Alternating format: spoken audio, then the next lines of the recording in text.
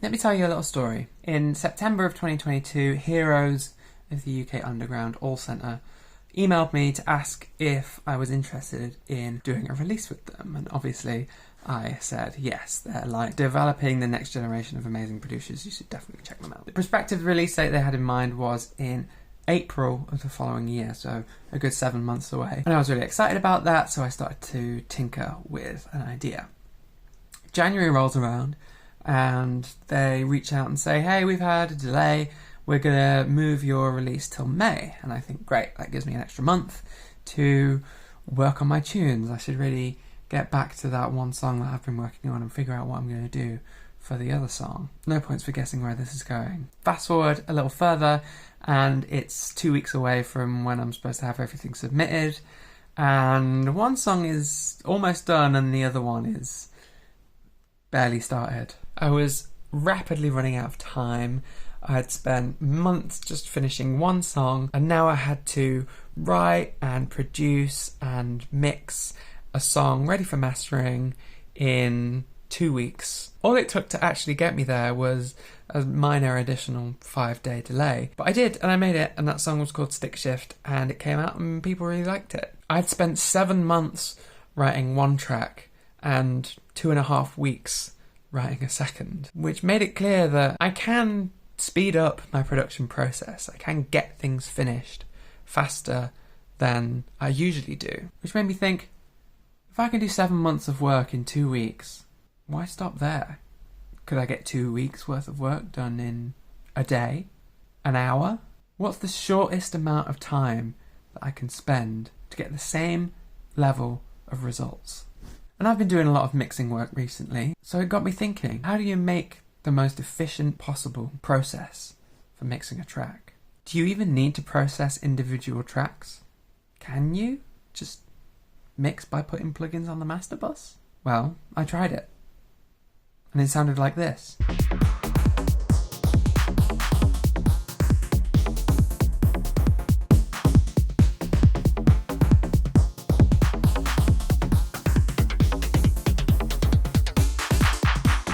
If you're a dance music producer, and if you've been releasing music for a year or more, or at least sending it to DJs and labels, and you're not getting the response that you feel you should, you might need to start thinking about the purpose your tracks have. If you can't nail down the purpose of your track in a DJ set, then it doesn't matter how much money you spend on plugins, how long you spend finessing the mix down, whether you do it just on the master bus or with all the individual tracks and all the bells and whistles. Your track isn't going to fit into the context it's supposed to fit in as a dance music producer, which is in a DJ set.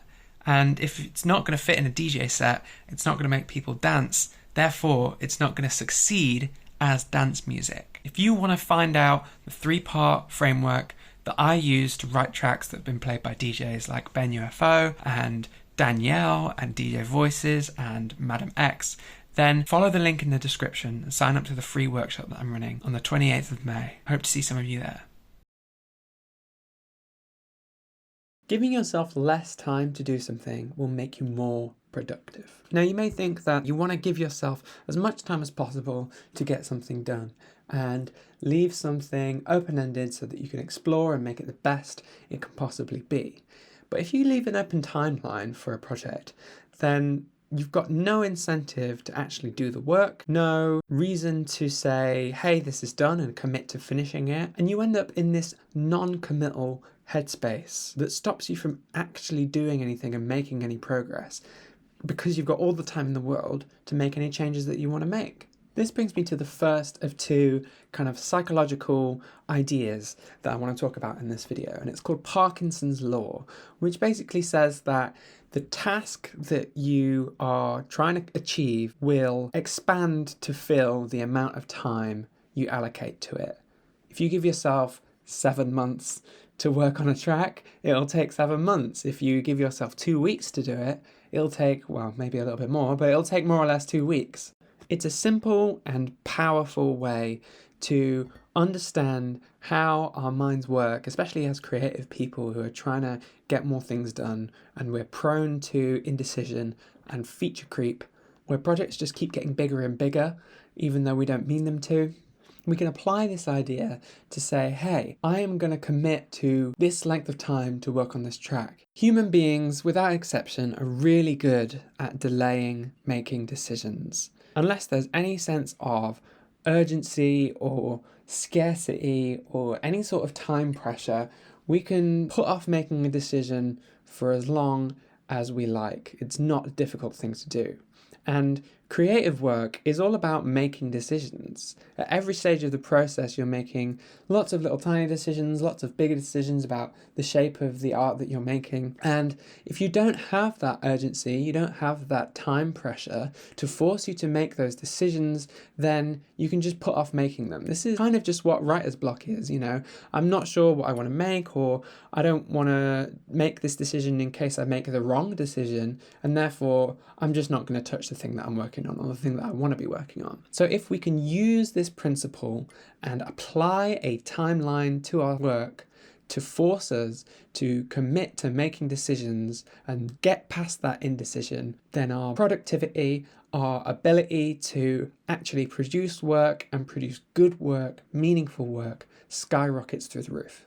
Now, if you're anything like me, then maybe you find it quite difficult to keep yourself accountable, no matter how aware I am of the fact that exercising regularly does me good. I'm just not good at making myself do it consistently. And that's why it's so important to have a community of peers and like-minded creative people, or a mentor figure, a tutor, someone who you can explain your plans to that will keep you to the timeline that you set for yourself and support you to achieve the things that you want to achieve. Having somebody who's trustworthy that can keep you on task like that is a massive, massive benefit for any kind of creative person. So that's our first parameter then for being more productive.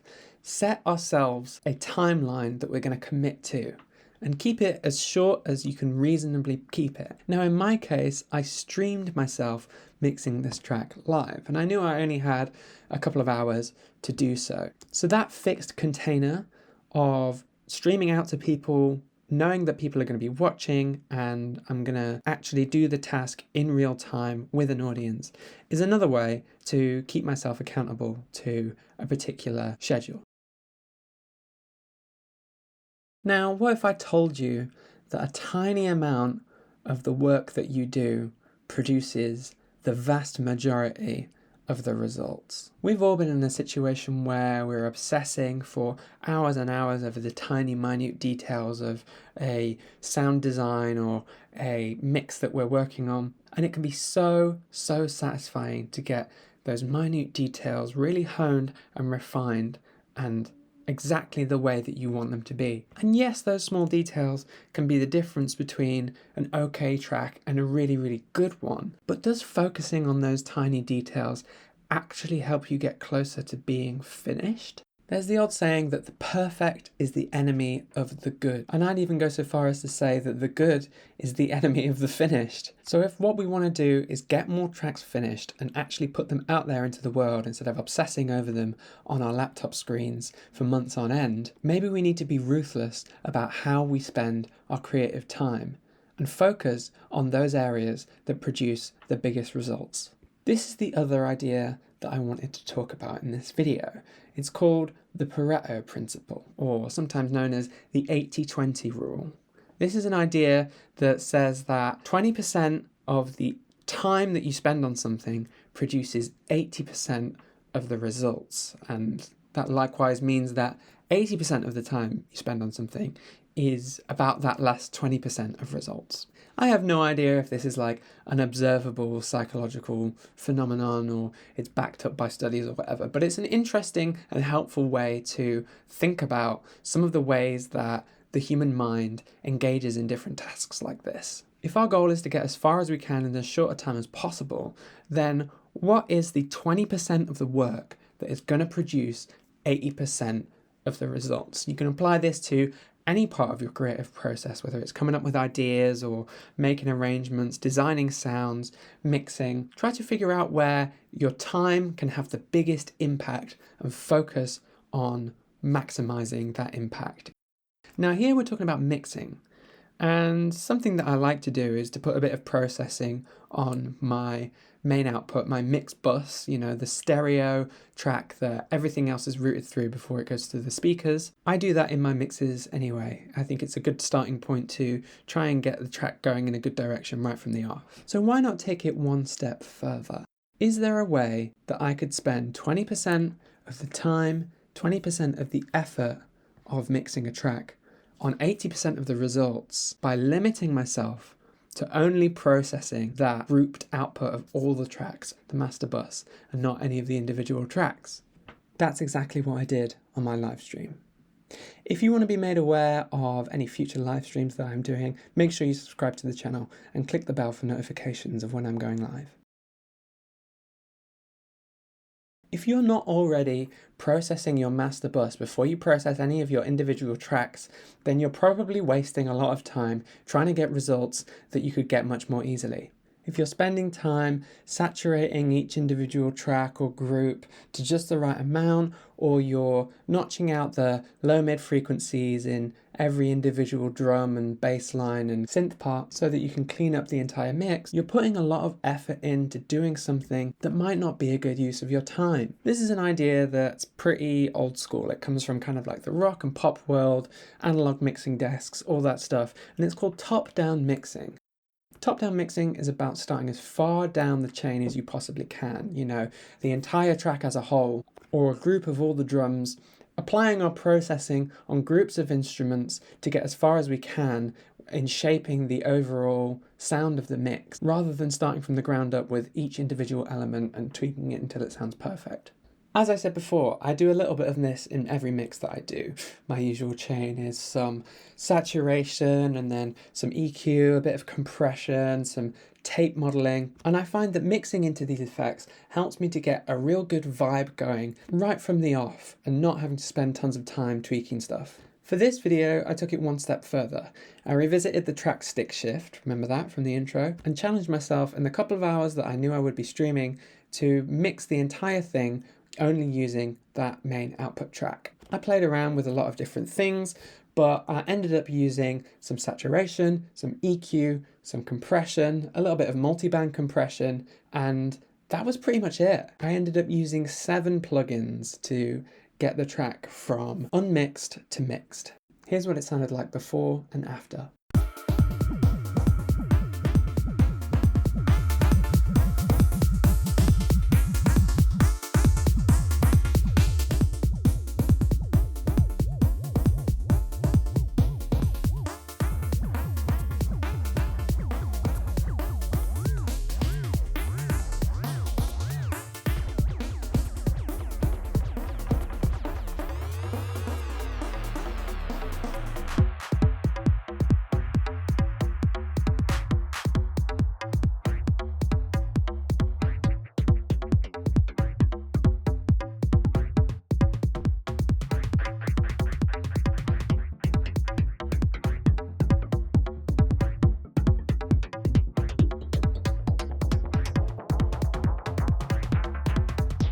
If you want to know more about the specific processing I did and my thought process behind the decisions that I was making, you can check out the recorded archive of the stream that's on screen right now. Now, does it sound as good as the full mix that I spent a couple of days on? Probably not, but considering it took me less than 3 hours and significantly less than that if you take out all the time that I spent talking to the chat and answering questions, I think it really shows the power of giving yourself some restrictions and forcing yourself to focus on the areas that are going to have the biggest impact on the end result. If I took this version of the track and went in to start processing the individual elements, I'm almost certain that it would not take me anywhere near as long to process the individual tracks and get it to a really polished, brilliant sounding final mix. Can you mix a track at 80% of the quality in 20% of the time and effort? Yeah, I think I've pretty much proven that. And if I can do it, there's no reason you can't too. So what's the takeaway here? Take a look at your process, assess how you spend your time, and think about how you can make the biggest impact on the end result. Do whatever you can to give yourself deadlines and accountability, and you'll make better music faster. And once again, if you want to know how to make tracks that DJs will want to play and dancers will want to dance to, head to the link in the description to sign up for the workshop that I'm running. See you next time.